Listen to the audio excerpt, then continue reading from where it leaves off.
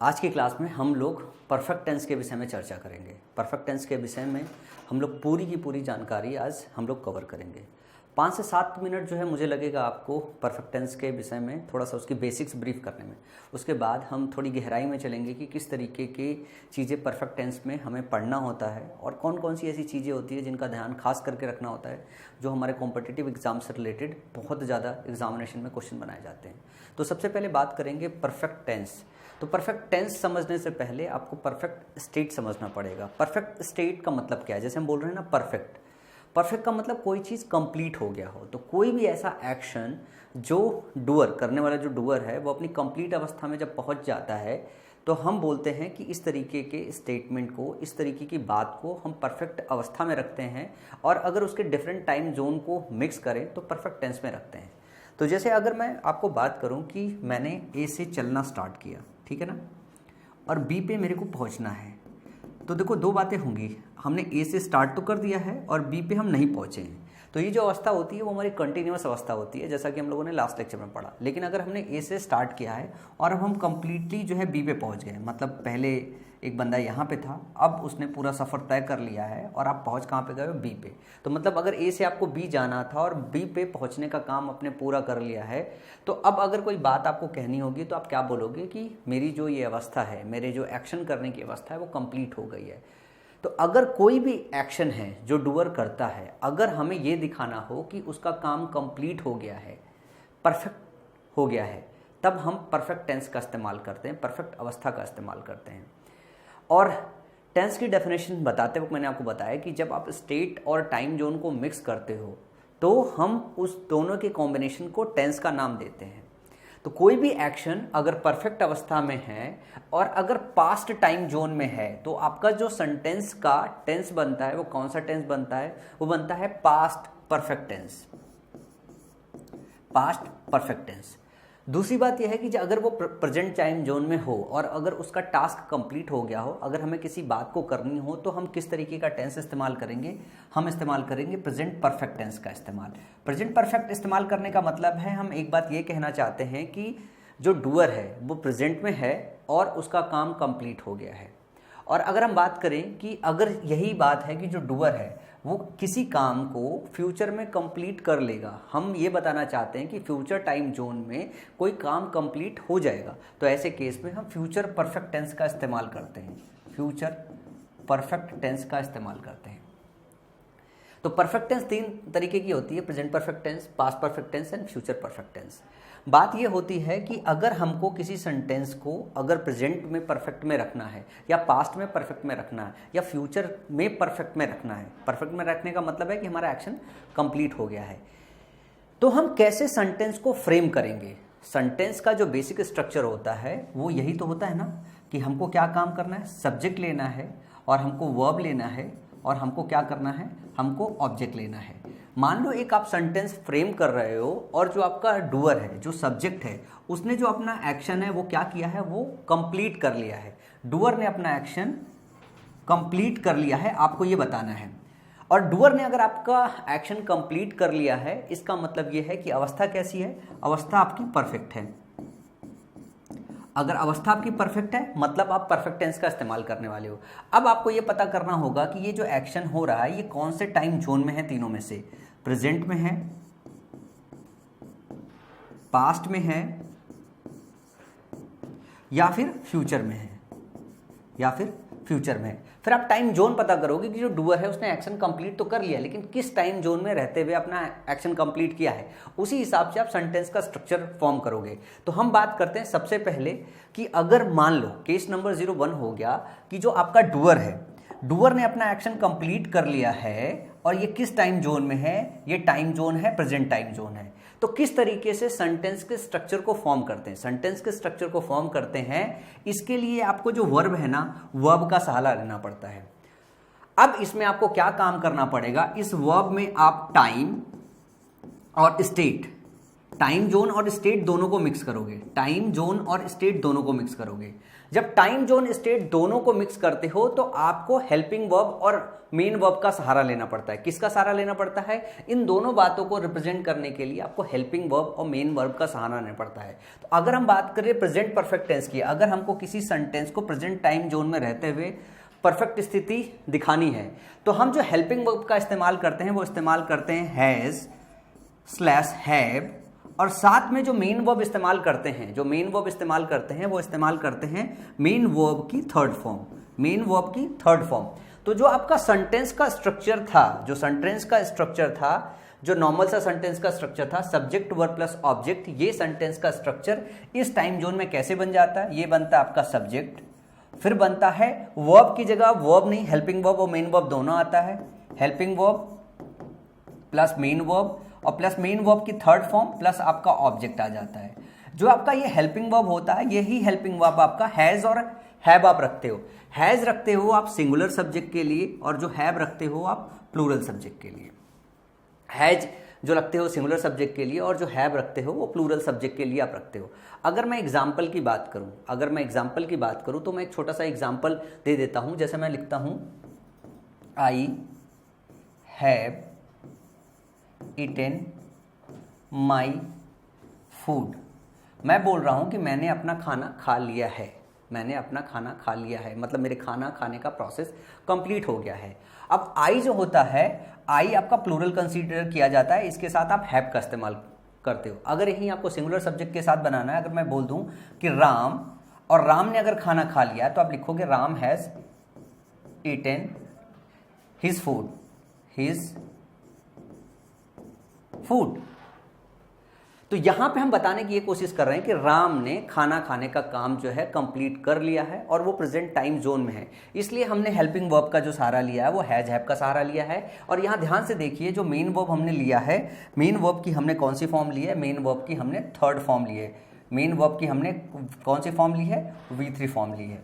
अगर मैं यही बात करूं कि अगर डूअर सेम टास्क करता है, खाना खाने का काम ही अगर कर रहा है और वो प्रेजेंट टाइम जोन की जगह अगर वो पास्ट टाइम जोन में अगर मूव कर जाता है, पास्ट टाइम जोन की मतलब हो गई कि वो हम पास्ट में उसके एक्शन की बात कर रहे हैं और वो एक्शन किस तरीके का हो? एक्शन परफेक्ट हो गया हो, तो इसके लिए फिर से वापस से हमको स्टेट और टाइम जोन दोनों बताने के हेल्पिंग वर्ब और मेन वर्ब का सहारा लेना पड़ता है। तो परफेक्ट में जो मेन वर्ब होता है वो हमेशा थर्ड फॉर्म होता है, लेकिन पास्ट में जो हेल्पिंग वर्ब होता है वो होता है आपका हैड। और हैड आपके सिंगुलर के लिए भी इस्तेमाल होता है, हैड आपके प्लूरल के लिए भी इस्तेमाल होता है। तो अगर इसी सेंटेंस को I have eaten my food, जो हमने प्रेजेंट में बात कही, अगर मैं ये बोलूं मैंने पास्ट में खाना खा लिया था, मैंने कल खाना खा लिया था, तो मैं क्या बोलूंगा इसी को? I had eaten my food, I had eaten my food, I had eaten my food. और अगर मैं चाहे सिंगुलर की बात करूं चाहे प्लूरल की बात करूं, अगर मैं राम के लिए बोलना चाहूंगा तो मैं बोलूंगा Ram had eaten his food, Ram has eaten his food. तो आप बात समझ रहे हो? इसी तरीके से अगर मैं बात करूं कि पास्ट की जगह अगर हम फ्यूचर में जाके ये बताने की कोशिश करें कि हमारा जो है काम कंप्लीट हो चुका होगा, काम कंप्लीट हो जाएगा, एक्शन को हमको परफेक्ट बनाना है, तब हमको क्या काम करना होगा? तब हमको जो है इसके लिए आपको स्टेट और टाइम जोन बताने के लिए आपको हेल्पिंग वर्ब और मेन वर्ब का सहारा लेना पड़ेगा। और इसके लिए जो हेल्पिंग वर्ब होता है वो विल हैव और शैल हैव होता है, विल हैव और शैल हैव होता है। और मेन वर्ब की थर्ड फॉर्म ही इस्तेमाल की जाती है। क्या इस्तेमाल की जाती है? मेन वर्ब की थर्ड फॉर्म ही इस्तेमाल की जाती है। और एक चीज आपको ऐसा समझना पड़ेगा कि जो शैल है ना वो इस्तेमाल किया जाता आई और वी के साथ, लेकिन ऐसा क्या था? ऐसा जो है ओल्ड ग्रामर में इस्तेमाल किया जाता था। मॉडर्न ग्रामर में आई और वी के साथ भी विल इस्तेमाल कर लिया जाता है, बाकी सभी के साथ शैल भी इस्तेमाल किया जाता है। ये तब इस्तेमाल किया जाता है जब हमको सेंटेंस पे थोड़ा सा जोर देना पड़ता है। जैसे अगर मैं बोलूं कि I will have eaten my food, इसका मतलब है मैं नॉर्मल टोन में बात कर रहा हूं, लेकिन I shall have eaten my food, तो मैं नॉर्मल टोन में बात कर रहा हूं। लेकिन जैसे मैं बोल रहा हूं ना कि I will have eaten my food, इसका मतलब ये हो गया कि मैं थोड़ा स्ट्रेस देने की कोशिश करूं, मैं पक्का खाना खा चुका हूंगा। तो जब आपको थोड़ा स्ट्रेस करना हो तो आई वी के साथ आप विल का इस्तेमाल कर लेते हो, बाकियों के साथ शैल का इस्तेमाल कर लेते हो। तो अगर इसी को एग्जाम्पल के फॉर्म में अगर मैं फ्यूचर परफेक्ट टेंस में इसको रखना चाहूं तो इसको कैसे रखूंगा, I shall have eaten my food, I shall have eaten my food. या फिर आप इसको ऐसे कह सकते हो, I will have eaten my food. आप इसकी जगह इस्तेमाल कर सकते हो विल हैव का।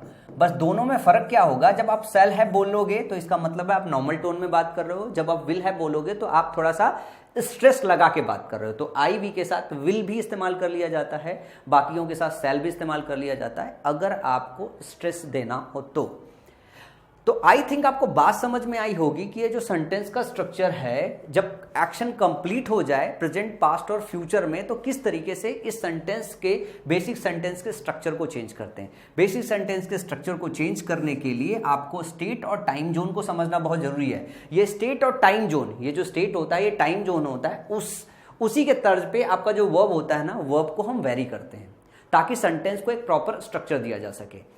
अभी ये रही बात समझने की चीज, जब भी कोई आपके पास सेंटेंस आते हैं एग्जामिनेशन में या कहीं और भी सेंटेंस देखते हैं, क्योंकि अब आपको हिंदी से इंग्लिश में ट्रांसलेट तो नहीं करना है, अब आपको ये देखना है सेंटेंस करेक्ट करना होता है। एग्जामिनेशन में आपके रॉन्ग सेंटेंसेज आते हैं, गलत टेंसेज इस्तेमाल करके सेंटेंस फ्रेम हुआ रहता है, तो आपको उसको पहचानना रहता है, उसको करेक्ट करना रहता है।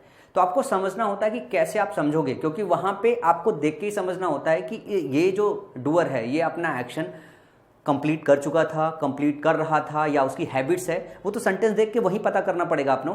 इसके लिए कुछ कीवर्ड्स होते हैं जिनको देख के आपको समझना पड़ता है कि अगर ये कीवर्ड्स हैं तो ये वाले टेंस रखने की प्रोबेबिलिटी ज़्यादा है। जैसे अगर मैं बात करूं किसी सेंटेंस को अगर परफेक्ट टेंस में पहचानना हो तो कुछ वर्ड्स ऐसे होते हैं जो आपको बहुत मदद करते हैं, जैसे ever, any time in past, always, just, already, now, exactly, recently, already. ये सारे के सारे ऐसे वर्ड्स हैं जो आपको ध्यान रखने पड़ेंगे। ये अगर वर्ड्स अगर आपके सेंटेंसेस में मिलते हैं तो इसका मतलब है कि परफेक्ट टेंस इस्तेमाल होने के चांसेस कहीं ज़्यादा है। अब जैसे अगर मैं बात करूं, यट मिल जाए आपको, टिल मिल जाए, सो फार मिल जाए, ऑफ लेट मिल जाए, लेटली मिल जाए, बिफोर मिल जाए, बाय द टाइम मिल जाए, आफ्टर मिल जाए, तो आपको ये समझना पड़ेगा जो आपका टेंस है वो परफेक्ट टेंस में होना चाहिए। सेंटेंस का जो टेंस है वो परफेक्ट टेंस में होना चाहिए। जैसे कुछ एग्जांपल है, I have just seen this film, यहाँ देखो जस्ट का इस्तेमाल है ना, तो आप देख रहे हो यहाँ पे हैव का इस्तेमाल है और सीन का इस्तेमाल है। अब ये सेंटेंस किस में है, परफेक्ट टेंस में। किस में है, परफेक्ट टेंस में। अब परफेक्ट टेंस कैसे पता चला, ये हमें हेल्पिंग वर्ब पता चला और ये हमें मेन वर्ब पता चला। तो मेन वर्ब की थर्ड फॉर्म इस्तेमाल है और यहाँ पे जो हेल्पिंग वर्ब है वो हैज हैव इस्तेमाल है। तो अगर मैं बोलूँ कि इसका टेंस क्या है इस टाइम पे, तो इसका टेंस है प्रेजेंट परफेक्ट टेंस। इसी तरीके से I have already had my breakfast, ये कीवर्ड देख रहे हो ऑलरेडी, जैसे ही आपके अंदर मिल रहा है ऑलरेडी का मतलब हो चुका है, ये चांसेस बनते हैं कि ये अगर वर्ड्स इस्तेमाल हैं तो इनका मतलब है कि एक्शन कंप्लीट हो गया। ये इसी वजह से लगाए भी जाते हैं सेंटेंस के अंदर ताकि हम ये बता सके कि ये काम हो चुका है।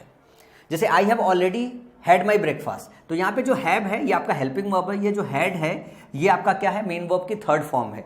तो हैव आपका हैज हैव वाला है, हेल्पिंग वर्ब, और हैड मेन वर्ब की थर्ड फॉर्म है, तो ये भी किस टेंस में है, प्रेजेंट परफेक्ट टेंस में। इसी तरीके से have you seen this lately, यहाँ पे हैव का इस्तेमाल है, सीन का इस्तेमाल है। She has not done this, has का इस्तेमाल है, डन का इस्तेमाल है। She has not called me at, यहाँ पे वी थर्ड का इस्तेमाल है और हैज का इस्तेमाल है। तो ये सब के सब जो है प्रेजेंट परफेक्ट टेंस में सेंटेंसेस लिखे गए हैं। तो ये जो आपके पास दिखाई दे रहा है ना, इनको देखने से हमको ये समझ में आता है कि आपका एक्शन कंप्लीट, मतलब ये सारे के सारे जो वर्ड्स हैं ये लगाई सेंटेंस के अंदर इसलिए जाते हैं ताकि हम ये बता सके कि काम ऑलरेडी खत्म हो चुका है, काम कंप्लीट हो चुका है।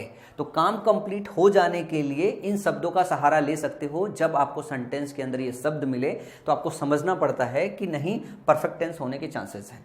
अब इसके बाद दूसरी जो इंपॉर्टेंट चीज है, ये तो रही बेसिक बात, जो दूसरी इंपॉर्टेंट चीज है वो आपको समझना पड़ता है सेंटेंस का स्ट्रक्चर। सेंटेंस का स्ट्रक्चर आपका अफर्मेटिव होता है, नेगेटिव होता है, इंट्रोगेटिव होता है, इंट्रोगेटिव नेगेटिव होता है। तो आपका सिंपल सेंटेंस का स्ट्रक्चर जो परफेक्ट टेंस में आते हो, जैसे अगर मैं नॉर्मल सेंटेंस का स्ट्रक्चर, सिंपल सेंटेंस का स्ट्रक्चर बोलूं तो सब्जेक्ट, वर्ब और प्लस ऑब्जेक्ट होता है, यही होता है ना। लेकिन जैसे ही आप इसके अंदर आते हो, परफेक्ट टेंस के अंदर जैसे ही आते हो, अगर हम इसको परफेक्ट टेंस में लेके जाएं, इसको किस में लेके जाएं, अगर परफेक्ट टेंस में लेके जाए तो सेंटेंस का स्ट्रक्चर कैसे बदल जाता है। सेंटेंस का स्ट्रक्चर कुछ इस तरीके से बदलता है, समझने की कोशिश कीजिएगा बात को।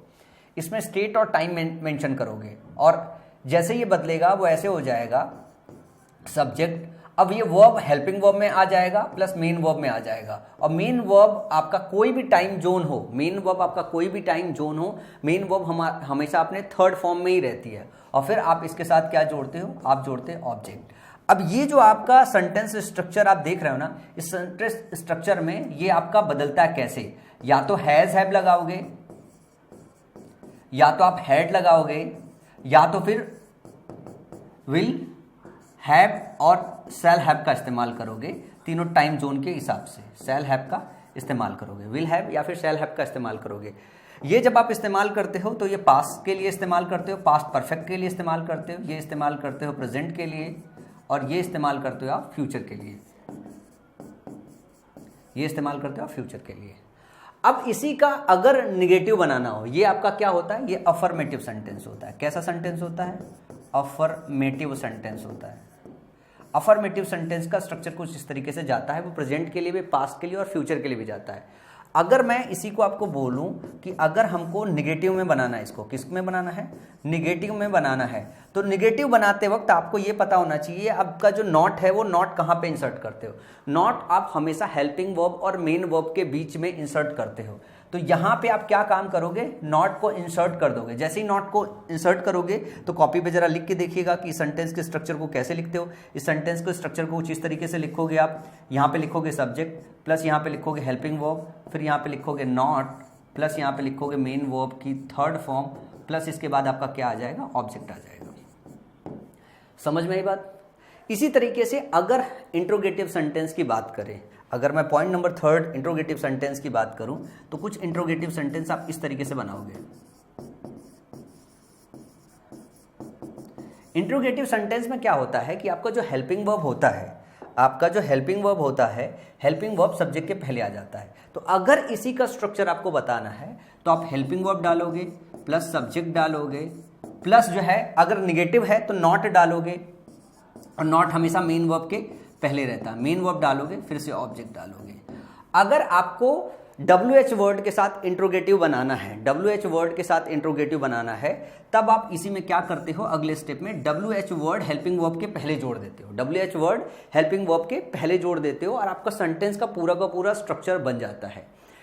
ये जो चीज़ें हैं ये हमने अपने बचपन में, मतलब 9, 10, 11, 12 में बहुत लर्न किया है कि ये हेल्पिंग वर्ब और सब्जेक्ट और नॉट और मेन वर्ब और ट्रांसलेशन वाले सेक्शन में बहुत सीख रखा है। ये आपकी जानकारी के लिए बेसिक्स में आपको पता होना चाहिए, लेकिन जो आपके एग्जामिनेशन के प्रोस्पेक्ट्स में पूछा जाता है वो चीज़ें बिल्कुल ही अलग है, वो चीज़ें बिल्कुल ही अलग है, जो आपको समझना पड़ेगा कि कैसे आप पहचानोगे कोई सेंटेंस में एरर है और सेंटेंस फिर करेक्ट कैसे करोगे। उसके लिए आपको मेन पॉइंट्स ध्यान रखना पड़ता है। इस पे आप अपना, अगर इस फॉर्मूलों पे अगर आपको कोई सेंटेंस फ्रेम करना है तो सेंटेंस आप कोई भी फ्रेम रख के आप धीरे धीरे बदल सकते हो। जैसे मैंने एक एग्जाम्पल लिया था, मैं उसी एग्जाम्पल को यहीं पर लिख देता हूँ,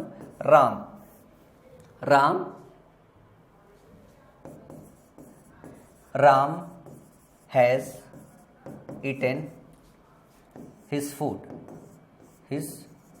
अगर ध्यान से देखोगे तो स्ट्रक्चर क्या है, ये यही स्ट्रक्चर है। ये आपका सब्जेक्ट है, जरा ध्यान से देखिएगा, ये आपका सब्जेक्ट है, ये आपका क्या है, हेल्पिंग वर्ब है, और यहाँ पे क्या है, मेन वर्ब की थर्ड फॉर्म है, और ये आपका क्या है, ये आपका ऑब्जेक्ट है। ये है ना ऑब्जेक्ट। अगर इसी को आपको निगेटिव करना है तो आप नॉट कहाँ पे डालोगे, आप नॉट यहाँ पे डालोगे। इसी को इंट्रोगेटिव करना है अगर, तो हैज आप कहाँ डालोगे, हैज पहले डालोगे। कैसे लिखोगे, has Ram eaten his food. WH word डालना है तो आप यहाँ पे सीधे आगे लगा दोगे, why has Ram eaten his food. तो इस तरीके से आप सेंटेंस को फॉर्म कर सकते हो, और 11वीं 12वीं कक्षाओं में आप लोगों ने ये बहुत काम किया होगा, ये बहुत काम किया होगा। अब एक स्टेप आगे चलने की ज़रूरत है, परफेक्ट टेंस में एक स्टेप आगे चलने की ज़रूरत है कि एक्चुअल प्रॉब्लम होती क्या है, एग्जामिनेशन में क्वेश्चंस आते कहाँ से है। आपको परफेक्ट टेंस पढ़ते वक्त प्रेजेंट परफेक्ट, पास्ट परफेक्ट और फ्यूचर परफेक्ट में कुछ खास बातें आपको ध्यान रखनी होगी। 2 ऐसे फॉर्मूले हैं जो आपको ध्यान रखना होगा। इन फॉर्मूलों को लेके एग्जामिनेशन में बहुत कन्फ्यूजन होता है, बहुत क्वेश्चन आते हैं। जैसे प्रेजेंट परफेक्ट, अगर कोई सेंटेंस प्रेजेंट परफेक्ट में दिया हो और उसके साथ पॉइंट ऑफ टाइम मेंशन हो, और ये पॉइंट ऑफ टाइम मतलब अगर दिखाई दे जाए, पॉइंट ऑफ टाइम अगर दिखाई दे जाए प्रेजेंट परफेक्ट के साथ, तो आपको हमेशा इसको पास्ट इंडेफिनिट में डालना होता है। जैसे प्रेजेंट परफेक्ट की बात करें, जैसे हमने बोला she has return, she has return, मैंने बोला, इसी को देखिए अलग अलग टुकड़े टुकड़े में करता हूं, सी हैज रिटर्न, जैसे हम बोलते हैं सी हैज रिटर्न, वो लौट आई है, तो उसके लौट के आने का काम कंप्लीट हो गया है। अब हमने क्या काम किया, इसमें पॉइंट ऑफ टाइम को जोड़ दिया है। क्या किया है, पॉइंट ऑफ टाइम को जोड़ दिया है, जो हमें पास्ट बता रहा है, 2 days एगो या फिर बिफोर। यहां पे हमने point of time of past का जोड़ दिया है, पॉइंट ऑफ टाइम पास्ट का जोड़ दिया है, तो 2 days एगो या फिर बिफोर, 2 दिन पहले। तो जब इस तरीके का स्ट्रक्चर हमको एग्जामिनेशन में दिखाई देता है, तो ये स्ट्रक्चर होता क्या, ये स्ट्रक्चर होता है गलत। अगर ये पॉइंट ऑफ टाइम अगर पास्ट का मेंशन है, तो आपको जो इस्तेमाल करना होता है वो इस्तेमाल करना होता है पास्ट इंडेफिनिट, पास्ट इंडेफिनिट। अब इसके लिए आपको पता होना चाहिए, जो अगर अफर्मेटिव सेंटेंस है तो सिर्फ मेन वर्ब की सेकंड फॉर्म इस्तेमाल करते हैं, और अगर अफर्मेटिव सेंटेंस नहीं है तो डिड के साथ आप मेन वर्ब की जो है फर्स्ट फॉर्म इस्तेमाल करते हो। ये सेंटेंस बनाने का तरीका यही है। तो अगर मैं बोलूं कि सेंटेंस यहाँ 3 दिए गए हैं, सी हैज रिटर्न 2 days एगो या फिर before, Mahatma Gandhi has died, Mahatma Gandhi मर चुके हैं, लेकिन फिर यहाँ पे पॉइंट ऑफ टाइम दिया हुआ है कब, in 1948। I have met the manager, मैं मैनेजर से मिला था, उसके बाद पॉइंट ऑफ टाइम दिया स्टडी, कब मिला था, कल। और ये सब पास्ट का टाइम है, किसका टाइम है, पास्ट का टाइम है। तो ऐसे में सारे के सारे सेंटेंस जो है गलत होते हैं। एग्जामिनेशन में एग्जैक्टली आपका यही आता है। हमने देखा सी हैज रिटर्न 2 days एगो बिफोर, हमें लगता है सब कुछ सही है, मीनिंग भी सही से निकल रही है। Mahatma Gandhi has died in 1948, लगता है बिल्कुल सही है। I have met the manager study. तो आपको एग्जामिनेशन में ध्यान से ये देखना रहता है कि अगर आपका प्रेजेंट परफेक्ट टेंस इस्तेमाल है तो कोई पास्ट टाइम जोन मेंशन तो नहीं है। अगर पास्ट टाइम जोन अगर मेंशन है तो सेंटेंस को कैसे फ्रेम करना होता है, सेंटेंस को फ्रेम करना पड़ता है आपको पास्ट इंडेफिनिट में। तो इसका करेक्ट वर्जन क्या होगा, इसका करेक्ट वर्जन होगा, क्योंकि अफर्मेटिव सेंटेंस है तो हमें अफर्मेटिव ही बनाना पड़ेगा, और रिटर्न का V2 जो फॉर्म होता है वो रिटर्न होता है। तो आप इसको कैसे बनाओगे, सी रिटर्न 2 days एगो, 2 days एगो या फिर बिफोर, एगो भी लिख सकते हो, बिफोर भी लिख सकते हो, जैसा दिया हो, ठीक है। इसके बाद अगर मैं बोलूं ना, Mahatma Gandhi has died in 1948, Mahatma Gandhi has died in 1948 लिखा है, तो अब यहां पे आपको ये हटाना पड़ेगा, डाई का डाइड और डाइड ये होता है, तो Mahatma Gandhi died in 1948, correct sentence ये होगा। यहां पे हेल्पिंग वर्ब हटाओगे और इसको V2 फॉर्म में कन्वर्ट कर लोगे, पास्ट इंडेफिनिट में कन्वर्ट हो जाएगा। इसी तरीके से I have met the manager yesterday की जगह क्या लिखोगे, I met the manager yesterday. इसका करेक्ट वर्जन क्या होगा, इसका करेक्ट वर्जन होगा I met the manager, I met the manager yesterday, ये होगा। एक फॉर्मूला आपको ये खास करके ध्यान देना है, इस पे जो है आपके एग्जामिनेशन में अच्छे खासे क्वेश्चन बनते हैं और पहचानने का तरीका भी यही है। इसके बाद एक चीज और ध्यान रखना होता है कि इसके जस्ट रिवर्स, अगर प्रेजेंट इंडेफिनिट टेंस का इस्तेमाल है, प्रेजेंट इंडेफिनिट टेंस पहचानोगे कैसे, प्रेजेंट इंडेफिनिट टेंस हम पहचानते हैं वी की एस या ईएस फॉर्म से, अगर अफर्मेटिव सेंटेंस है, नहीं तो हम पहचानते हैं डू और डज के साथ मेन वर्ब की जो है फर्स्ट फॉर्म इस्तेमाल हो, एस या ईएस फॉर्म ना इस्तेमाल हो। इसी को देख के हम पहचानते हैं। अगर इसी को देख के हम पहचानते हैं तो जरा ध्यान से देखिए, he knows me for 2 years, क्या लिखा है, he knows me for 2 years। यहां पे देखो लिखा क्या, ही नोज मी, वो मुझे जानता है, ही नोज मी वो मुझे जानता है, प्रेजेंट इंडेफिनिट टेंस है, लेकिन यहाँ पे टाइम मेंशन है, फॉर 2 years, 2 साल से जानता है। कितने सालों से जानता है, 2 साल से जानता है। तो ये टाइम एक्सप्रेस करने वाला वर्ड है, टाइम एक्सप्रेस करने वाला वर्ड है, मतलब ये सेंटेंस इनकरेक्ट होता है, इसकी जगह हम प्रेजेंट परफेक्ट टेंस इस्तेमाल करते हैं। He knows me for 2 years की जगह हम क्या लिखेंगे, he has known me for 2 years। इसके बाद नीचे का सेंटेंस देखियो, she owns this parlour, she owns this parlour अगर अलग से लिखोगे तो सेंटेंस सही है। अगर आप इसी को ऐसे लिखते हो, अगर आप इसी को ऐसे लिखते हो, she owns this, she owns this parlour, ये सेंटेंस अपने आप पे करेक्ट है, लेकिन जैसे ही आप इसके साथ सिंस 2002 ऐड करते हो, जैसे ही सिंस 2002 ऐड करते हो सेंटेंस हो जाता है गलत। फिर आपको क्या करना होता है, फिर आपको ऐसे बदलना होता है प्रेजेंट परफेक्ट में। सी ओन्स की जगह she has owned this parlour since 2002, since 2002। तो ये बात आपको खास करके ध्यान रखनी होती है कि अगर आपको प्रेजेंट परफेक्ट मिले, उसके साथ कोई भी पास्ट का टाइम एक्सप्रेस करने वाला वर्ड मिले तो आप उसको पास्ट इंडेफिनिट में बनाओगे। प्रेजेंट इंडेफिनिट के साथ टाइम एक्सप्रेस मिले तो आप उसको प्रेजेंट परफेक्ट में बनाओगे। ये आपके एग्जामिनेशन में बहुत फ्रिक्वेंट पूछे जाने वाला क्वेश्चन है और इससे अच्छा खासा क्वेश्चन बनता है। इसके बाद हम लोग थोड़ा सा और आगे मूव करेंगे और हम देखेंगे पास्ट परफेक्ट टेंस। अगर हम पास्ट परफेक्ट की बात करें तो हमने आपको बताया कि इसका हेल्पिंग वर्ब क्या होता है, इसका हेल्पिंग वर्ब हैड होता है प्लस मेन वर्ब की कौन सी फॉर्म होती है, थर्ड फॉर्म होती है। हैड प्लस मेन वर्ब की थर्ड फॉर्म होती है। सेंटेंस के सारे स्ट्रक्चर आप ऑलरेडी जानते हो कि आप सेंटेंस का स्ट्रक्चर कैसे बनाओगे।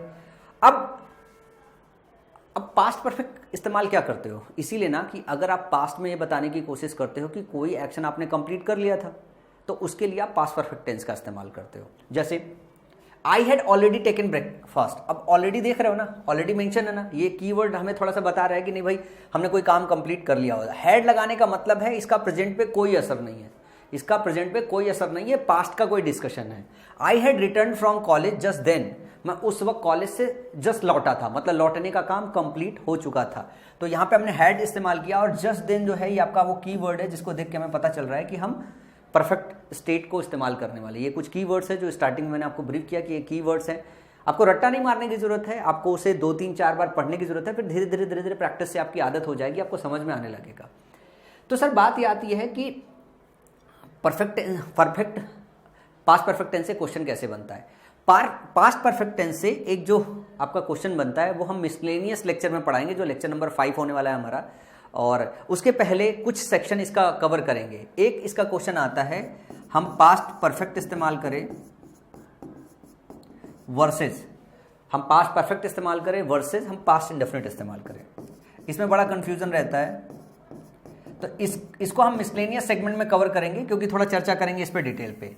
अभी देखते हैं कि इस पे मेजर जो चीज है जो अंडरस्टैंड करने वाली है वो क्या है। जैसे हमने प्रेजेंट परफेक्ट को देखा, उसी तरीके से पास्ट परफेक्ट में अगर पास्ट इंडेफिनिट दिया हुआ क्या है, प्रेजेंट इंडेफिनिट के साथ टाइम एक्सप्रेशन दिया हो तो हम प्रेजेंट परफेक्ट का इस्तेमाल करते हैं। पास्ट इंडेफिनिट के साथ टाइम एक्सप्रेशन दिया हो तो हम क्या इस्तेमाल करते हैं, पास्ट परफेक्ट इस्तेमाल करते हैं। जैसे ही न्यू हिम फॉर 2 years, जैसे बात बोला ही न्यू हिम,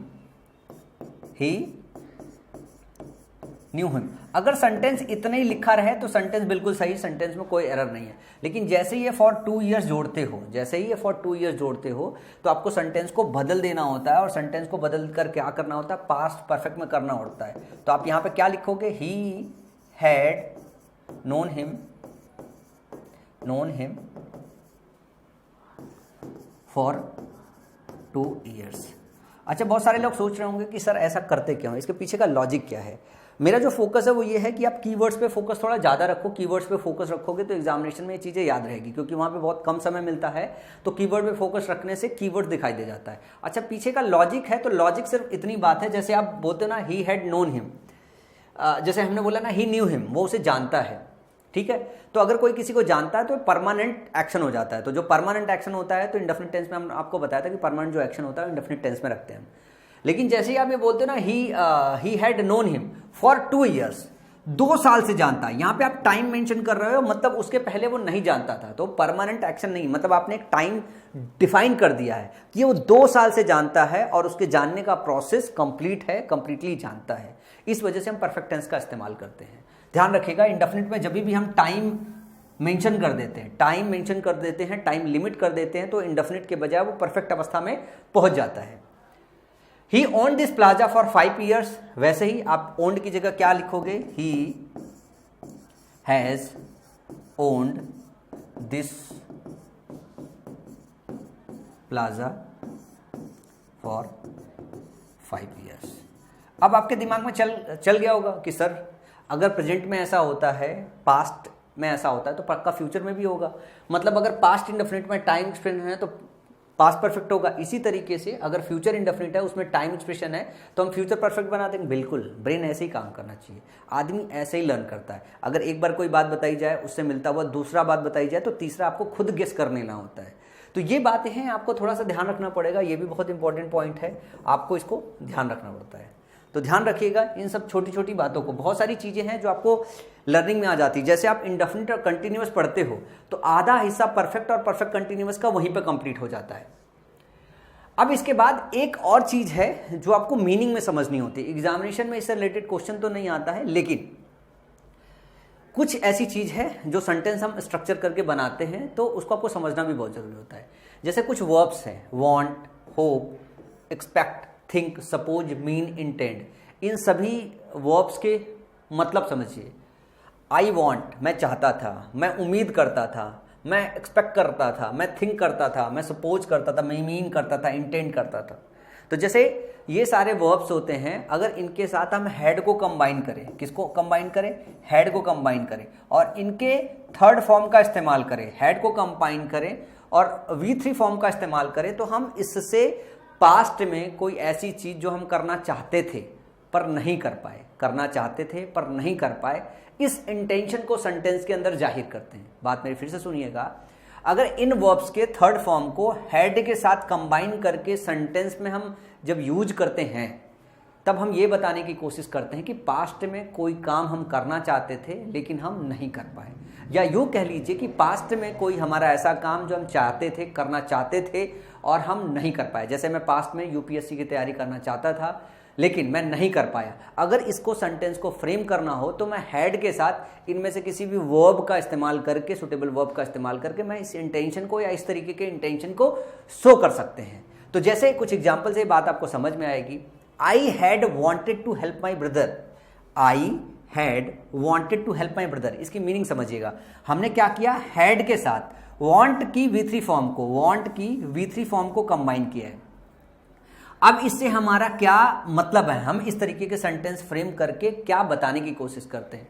हम ये बताने की कोशिश करते हैं कि I had wanted to help my brother, मैं अपने भाई की मदद करना चाहता था लेकिन नहीं कर पाया, लेकिन नहीं कर पाई। सेंटेंस का मतलब यही ना, हम अपने भाई का मदद नहीं कर पाया, या आप अपना इंटेंशन शो कर रहे हो कि मैं अपने भाई का पास में मदद करना चाहता था। इसी तरीके से आई हैड एक्सपेक्टेड टू पास, मैं पास होने का सोच रहा था लेकिन नहीं हो पाया, मैं फेल हो गया।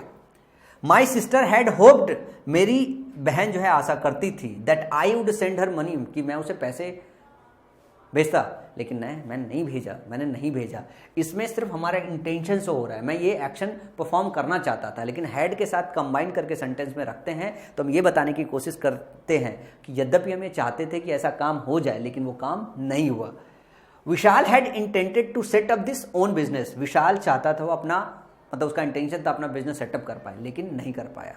तो अगर हमारा पास्ट में कोई ऐसा इंटेंशन रहा है किसी टास्क को करने का, अगर वो हम नहीं कर पाए, तो इन वर्ब्स के साथ हैड को कंबाइन करके हम सेंटेंस को फ्रेम कर सकते हैं। तो ध्यान रखिएगा कि हम हैड के साथ इन वर्ब की V3 फॉर्म को कंबाइन करके जब भी बताते हैं तब हम अपना पास्ट इंटेंशन शो करना चाहते हैं जो हम पूरा नहीं कर पाए। तो ये भी बात आप याद रख लीजिएगा, पास्ट परफेक्ट का एक यूज केस ये भी है। इसके बाद हम लोग थोड़ा सा और आगे बढ़ेंगे और आगे हम फ्यूचर परफेक्ट टेंस की बात करेंगे। फ्यूचर परफेक्ट टेंस की बात करें तो आपको पता है इसका जो हेल्पिंग वर्ब है वो विल हैव है और शैल हैव है। और ये होता क्या है? बस आपको टाइम मशीन में ट्रैवल करना पड़ेगा। जैसे पुराने पिक्चरों में देखा होगा, टाइम मशीन में हम यहाँ से बैठे और हम 2011 में चले गए और 2011 में अब हम कोई सिचुएशन कंप्लीट कर रहे हैं। इसी तरीके से हमने टाइम मशीन लगाया और 2050 में चले गए और 2050 में जाके हम खाना खाने का जो टास्क है वो कंप्लीट कर रहे हैं। तो आपको ये समझना पड़ेगा कि ये जो फ्यूचर की बात करते हैं ना, आप आंखें बंद करो, टाइम ट्रेवल करो, वहाँ पहुँचो, खाना खा के कंप्लीट कर लो। क्या करो? खाना खा के कंप्लीट कर लो। जैसे मैंने लिखा कि I will have eaten my eaten my food होना चाहिए, ईटन माई फूड, मैं अपना काम कैसे कर सकता हूँ? I will have eaten my food, मैं अपना खाना खा चुका होऊंगा। ठीक है, तो हम फ्यूचर की बात करें, मैंने जंप किया, 2050 में पहुंच गए, हमने अपना खाना खाया, खाने का काम कंप्लीट कर लिया, ये हम बात कहना चाहते हैं। तो जब ये बात कहना चाहते हैं कि फ्यूचर में कोई काम हम कंप्लीट कर लेंगे, तब हम विल हैव और शैल हैव का इस्तेमाल करते हैं और साथ में मेन वर्ब का थर्ड फॉर्म का इस्तेमाल करते हैं। अब कुछ एग्जाम्पल से देख लो। She will have already prepared food when I reach home. जब मैं घर पहुंचूंगा, ये एक समय बता रहा है, जब मैं घर पहुंचूंगा, अभी पहुंचा नहीं हूं, जब मैं घर पहुंचूंगा तो सी विल हैव ऑलरेडी प्रिपेयर्ड, वो ऑलरेडी प्रिपेयर कर चुकी हो। और इस कीवर्ड का ध्यान रखिएगा, ये कुछ ऐसे कीवर्ड्स हैं जो आपको बताएंगे कि भैया परफेक्ट टेंस में है। सी विल हैव ऑलरेडी प्रिपेयर्ड मतलब जब मैं घर पहुंचूंगा तो ऑलरेडी खाना बना चुकी होगी। हम ऐसा एजम्पशंस ले रहे हैं कि फ्यूचर में जब हम घर पहुंचेंगे तो खाना बना चुकी होगी। He will have run up his wife before he arrives. I think the news will not have been published so far. My assistant will have typed 5 letters by lunch today. अब ध्यान से देखिए, इन सब सेंटेंसेस में क्या है कि future में कोई टास्क कंप्लीट कर चुके होगे, आप ऐसा बताने की कोशिश कर रहे हो। तो ये बहुत जनरल स्टेटमेंट्स हैं। अब इस स्टेटमेंट में एक और बात है जो आपको समझना है, वो वैसे ही है कि अगर future indefinite plus time expression है तो फ्यूचर परफेक्ट टेंस आप रखते हो। अगर ये मिल जाता है तो ये गलत होता है और ये आपका क्या होता है, ये होता है आपका करेक्ट। जैसे एग्जाम्पल देखो, he will have known her for 2 years next month। अब he will have known her for 2 years next month, यहां पे will have का इस्तेमाल है, यहां पे भी will have का इस्तेमाल है। अब known है और suffered इस्तेमाल है, तो her for 2 years next month, तो ये टाइम एक्सप्रेशन है। तो जब भी टाइम एक्सप्रेशन हो तो आपको ध्यान रखना होता है कि ये सेंटेंस गलत है या सही है। ये सेंटेंस सही है क्योंकि will have और shall have का इस्तेमाल है, समझ रहे ना। इस सेंटेंस को अगर मैं कहूं, मैं ऐसे लिख दूं, he will know her, he will know her for 2 years next month। अब सेंटेंस क्या हो जाएगा, अब सेंटेंस गलत हो जाएगा। तो सेंटेंस अगर टाइम एक्सप्रेशन दिया हुआ इंडेफिनिट के साथ तो हमेशा परफेक्ट में रखते हैं। he will have suffered, यहां पे अगर हम लिख दें he will suffer a lot by now since his birth, तो सेंटेंस क्या हो जाएगा, गलत हो जाएगा। अभी दोनों सेंटेंस आपके करेक्ट रखे गए हैं। शॉर्ट में एक बात समझिएगा कि जब भी आप इंडेफिनिट के साथ टाइम एक्सप्रेशन देखने को मिले, आप हमेशा उसको परफेक्ट में कन्वर्ट करोगे। अभी हम इसके बाद अगला जो टेंस पढ़ने वाले, अगला स्टेट जो पढ़ने वाले हैं, वो परफेक्ट कंटिन्यूअस पढ़ने वाले हैं। जैसे ही इंडेफिनिट में टाइम एक्सप्रेशन जोड़ते हो परफेक्ट बन जाता है, उसी तरीके से कंटिन्यूअस में अगर टाइम एक्सप्रेशन जोड़ते हो ना तो परफेक्ट कंटिन्यूअस अवस्था पहुंच जाती है।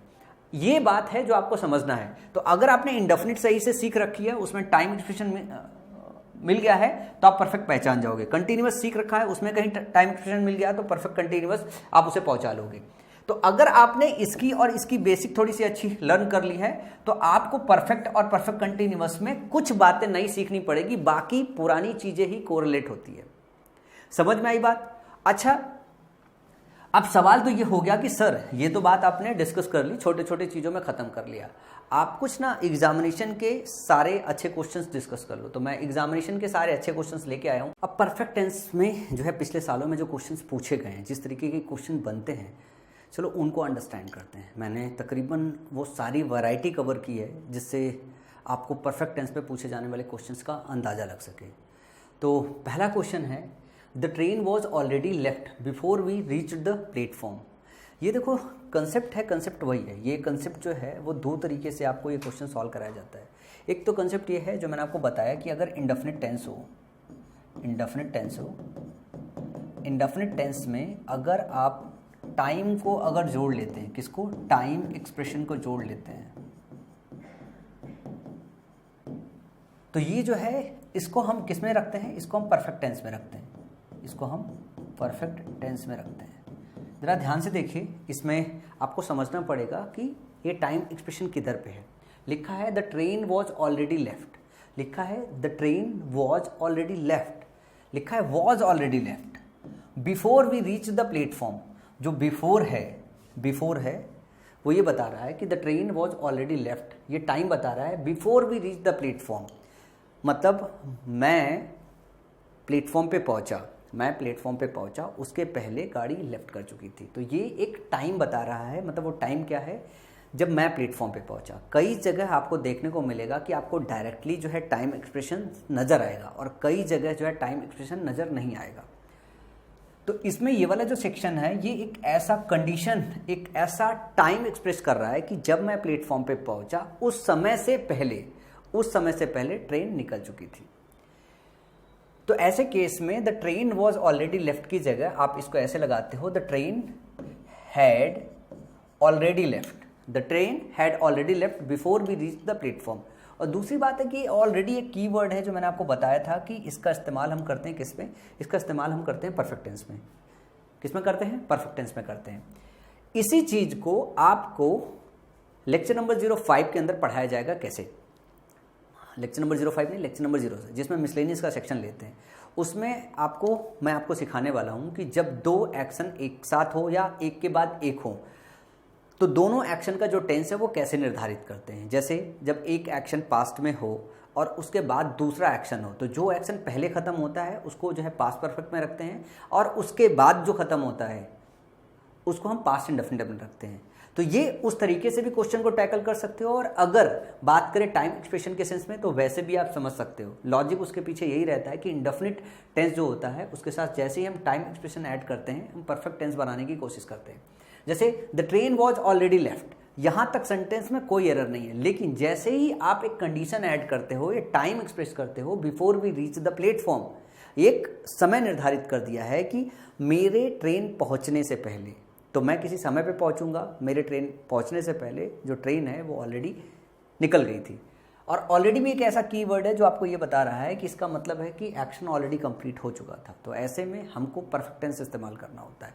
तो इसको दो तरीके से लिख सकते हैं। इसको आप ऐसे समझ सकते हो कि indefinite tense plus time expression perfect tense बनाता है, या फिर इसी को आप दूसरे रेस्पेक्ट में याद रख सकते हो। मैं वो भी बता देता हूँ कि अगर पास्ट में दो एक्शन हो, एक्शन 01 और एक्शन 02, तो अगर इसमें क्या है, एक्शन 01 अगर पहले खत्म हुआ हो, एक्शन 01 अगर पहले खत्म हुआ हो तो इसके लिए हम पास्ट परफेक्ट इस्तेमाल करते हैं, पास्ट परफेक्ट इस्तेमाल करते हैं।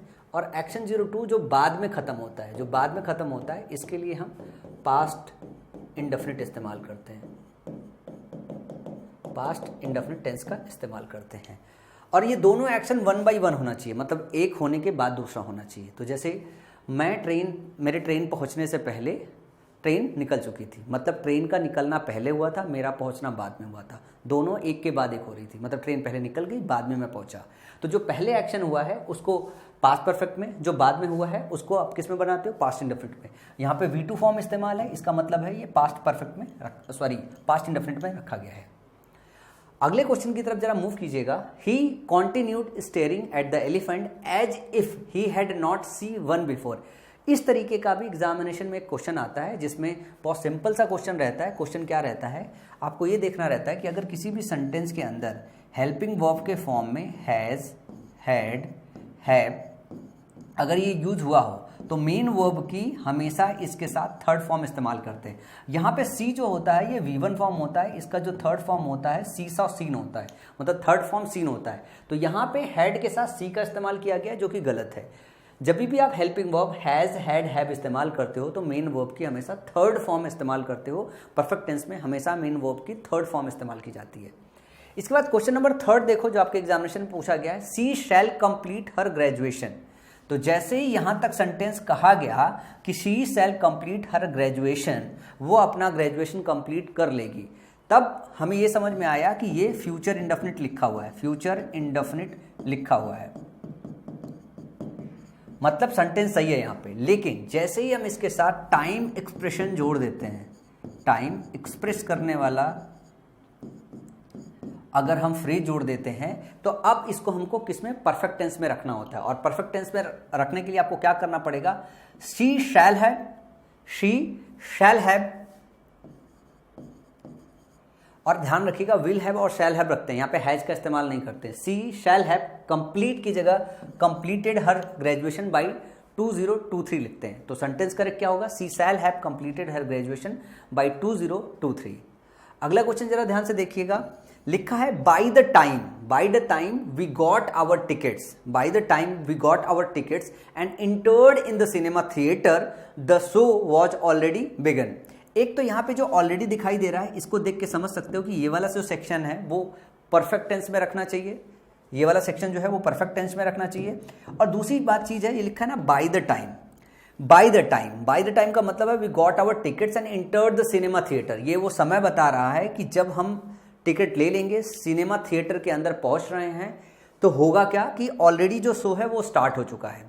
तो एक तो आप ऐसे समझ सकते हैं कि ये आपका वो एक टाइम एक्सप्रेस कर रहा है, एक वो कंडीशन एक्सप्रेस कर रहा है, वो टाइम एक्सप्रेस कर रहा है कि हम टिकट खरीद रहे हैं, टिकट खरीद के थिएटर के अंदर घुसे, उस समय से पहले कोई एक्शन हो गया था। The show was already began. अपने आप में ये सही है, लेकिन जैसे ये टाइम एक्सप्रेशन ऐड करेंगे वैसे ही आपको इसको क्या करना पड़ेगा, इसको आपको मतलब परफेक्ट टेंस में डालना पड़ेगा।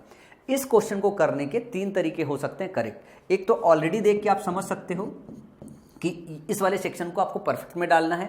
दूसरा, ये टाइम एक्सप्रेशन देख के आप इस सेंटेंस को करेक्ट कर सकते हो कि इसको परफेक्ट में डालना है। और तीसरा जो सेक्शन है वो ये सेक्शन है जो एक कंसेप्ट बताया मैंने कि अगर 2 एक्शन पास्ट में हो रही है, कैसा 2 एक्शन पास्ट में हो रही है 1 और 2, तो जो पहले हुआ है उसको हम पास्ट परफेक्ट में रखते हैं और जो बाद में हो रहा होता है उसको पास्ट इंडेफिनिट में रखते हैं।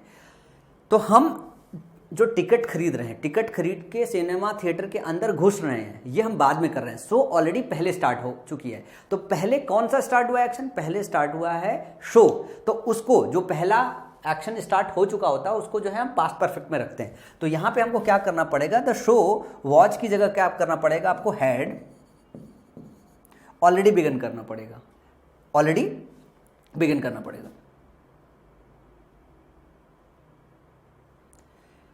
फिर क्वेश्चन नंबर 5 है बाई नून। जैसे लिखा बाई नून तो यहां पे समझ में आ रहा है ना, टाइम एक्सप्रेस कर रहा है। The fog cleared completely. अगर हम ये बात बोले कि द फॉग क्लियर्ड कंप्लीटली तो सेंटेंस अपने आप में सही है, लेकिन जैसे ही हम टाइम एक्सप्रेशन जोड़ते हैं, वैसे ही हमको क्या करना होता है, इसको परफेक्ट टेंस में कन्वर्ट करना होता है। By Noon the fog had cleared, क्या करना पड़ेगा आपको, हैड क्लियर्ड करना पड़ेगा, हैड क्लियर्ड कंप्लीटली। आपको हेल्पिंग वर्ब डालना पड़ेगा, मेन वर्ब की थर्ड फॉर्म जो ऑलरेडी थर्ड फॉर्म है। तो जो आपके क्वेश्चन एग्जाम में पूछे जाते हैं वो एग्जैक्टली यही क्वेश्चंस है। कुछ और क्वेश्चंस हैं जो आपको देखना पड़ेगा और समझना पड़ेगा। क्वेश्चन नंबर 6 है it was a year since I received any letter from my sister. It was a year, जरा ध्यान से देखिए, मैं एक सेक्शन लिखता हूं, ये बहुत अच्छा क्वेश्चन है।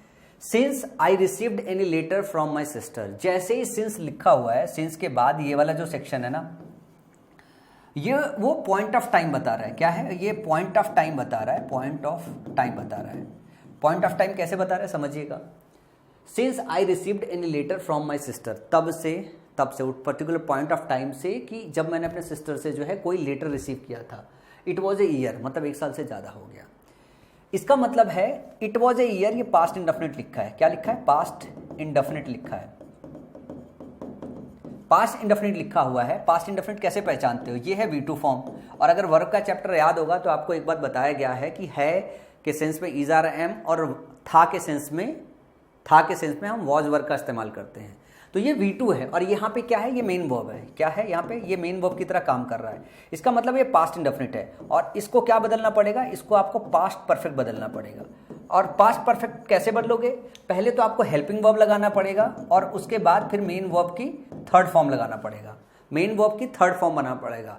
तो मेन वर्ब की जो थर्ड फॉर्म होती है ये बी के ही पार्ट होते हैं। क्या होते हैं? बी के ही पार्ट होते हैं। तो जब मेन वर्ड में था के सेंस में, है के सेंस में लगाना होता है, तो इसका जो थर्ड फॉर्म होता है वो होता है बीन। तो अब आपको हेल्पिंग वर्ब डालना पड़ेगा, आपको डालना पड़ेगा मेन वर्ब की थर्ड फॉर्म। तो वॉच की जगह जो रिप्लेस करोगे, पहले डालोगे हेल्पिंग वर्ब जो कि हेड होता है, फिर उसके बाद बीन डालना पड़ेगा जो कि मेन वर्ब की थर्ड फॉर्म होती है, तब जाके हो जाएगा सेंटेंस करेक्ट। तो it had been a year since I received any letter from my sister. अब ये सेंटेंस हो जाएगा correct. It had been a year since I received any letter from my sister. Since के बाद का जो section लिखा हुआ है, ये पूरा का पूरा जो सेक्शन है, ये एक टाइम एक्सप्रेस कर रहा है। ये उस पर्टिकुलर टाइम के बाद की बात हो रही है कि जब मैंने अपनी बहन से कोई लेटर रिसीव किया है, उसके बाद से 1 साल हो गया है। तो ये समय एक्सप्रेस कर रहा है। और ये सिंस के बाद कई बार क्या होता है, हम डायरेक्टली मेंशन करते हैं 2008, 2010, 2012। अगर आपको टाइम एक्सप्रेस करने का कंसेप्ट समझना होगा तो कंसेप्ट कुछ इस तरीके से समझो कि टाइम एक्सप्रेस करने के लिए 2-3 तरीके इस्तेमाल किए जाते हैं। हम लिखते हैं सिंस 2022, ठीक है, या फिर हम सिंस के बाद कोई इंसिडेंट मेंशन करते हैं, कोई इंसिडेंट इंसिडेंट मेंशन करते हैं, जैसे कि यहाँ पे मेंशन है, और इस इंसिडेंट को मेंशन करने के लिए पूरा का पूरा सेंटेंस फ्रेम करना पड़ता है, पूरा का पूरा सेंटेंस फ्रेम करना पड़ता है। तो यही पूरा का पूरा स्टेटमेंट दिया गया है, ये पूरे स्टेटमेंट को आपको समझना पड़ेगा। सिंस के साथ स्टेटमेंट मतलब ये टाइम को एक्सप्रेस कर रहा है। तो यहाँ पे जो करेक्ट सेंटेंस होगा वो होगा it had been a year since I received any letter from my sister. इसके बाद जरा ध्यान से देखिए question number 7, I went to his house but could not see him because he went out before I arrived। Question थोड़ा सा लंबा किया गया है और इसकी टेक्निकलिटी को थोड़ा आपको समझना पड़ेगा। I went to his house, मैं उसके घर गया, but could not see him, लेकिन मैंने उसे नहीं देखा। Because, क्योंकि he went out, क्योंकि वो बाहर चला गया था। Before I arrived, ये before लिखा हुआ है, ये समय मेंशन कर रहा है। Before I arrived, जब मैं आया उसके पहले वो बाहर चला गया था। तो जब मैं आया ये समय मेंशन हो रहा है, और ही वेंट आउट तो वो पहले चला गया था, मेरा आना बाद में हुआ, वो पहले चला गया था, तो टाइम एक्सप्रेस कर रहा है। तो बिकॉज ही वेंट आउट की जगह आपको लिखना पड़ेगा जो है ही हैड गॉन आउट। यहाँ पे वेंट की जगह ये V2 फॉर्म है, इसको बदलना पड़ेगा आपको, had gone out, had gone out. और इसको हम सरल शब्दों में और साधारण भाषा में ऐसे समझते हैं कि अगर दो एक्शन 1 by 1 पास्ट में हो रहा है, तो जो एक्शन पहले कंप्लीट हो चुका होता है उसके लिए हम पास्ट परफेक्ट इस्तेमाल करते हैं, और जो उसके बाद होता है उसके लिए पास्ट इंडेफिनिट। तो मैं बाद में आया, बिफोर आई अराइव की बात हो रही है, मेरे आने से पहले वो जा चुका था, तो पहले वो गया है, बाद में मैं आया हूं। तो जो एक्शन पहले कंप्लीट हुआ है उसको पास्ट परफेक्ट में रखते हैं। तो because he had gone out, because he had gone out before I arrived. अब जो है सेंटेंस जाके करेक्ट होगा। इसके बाद क्वेश्चन नंबर 8वां है, having finished the paper early he came out of the hall almost an hour before the bell rang. अब देखो बिफोर द बेल रैंग लिखा हुआ है ना, उसके बाद आपको समझना पड़ेगा he came out of the hall almost an hour before the bell rang. Having finished the paper early he came out, he came out की जगह आपको इसको बदलना पड़ेगा। कैसे? इसको आपको बदलना पड़ेगा had come out, he had come out of the hall almost an hour before the bell rang. अब इसमें दो लॉजिक है जो आपको समझना है। एक लॉजिक ये है, अगर आप बिफोर के बाद का ये जो सेक्शन है, मतलब ये आपका एक कनेक्टर है, उसके बाद एक स्टेटमेंट जारी किया गया है उस समय को एक्सप्रेस करने के लिए, उस पर्टिकुलर पॉइंट को एक्सप्रेस करने के लिए, तो ये टाइम एक्सप्रेशन। अगर आप इसको ऐसे समझ पाओ तो ठीक है, अदरवाइज आप इसको ऐसे समझ लो कि दो एक्शन हो रहा है एक के बाद एक, जो एक्शन पहले हुआ है उसको पास्ट परफेक्ट में रखेंगे, जो एक्शन उसके बाद हुआ है उसको पास्ट इंडेफिनिट में रखेंगे। तो बिफोर द बेल रैंग ये है आपका पास्ट इंडेफिनिट, किसमें है? ये है आपका पास्ट इंडेफिनिट, और ये वाला जो सेक्शन है वो है आपका पास्ट परफेक्ट, पास्ट परफेक्ट, क्योंकि ये एक्शन पहले हुआ है। इसके बाद अगला क्वेश्चन देखोगे, question number 9, Puja went to her friend's house at the appointed hour but she was told that her friend left half an hour earlier. Puja went to her friend's house at the appointed hour but she was told that her friend left half an hour earlier। अब यहां पे जरा ध्यान से देखना, इसमें दो action है ही नहीं है, यहां पे लिखा हुआ है her friend left।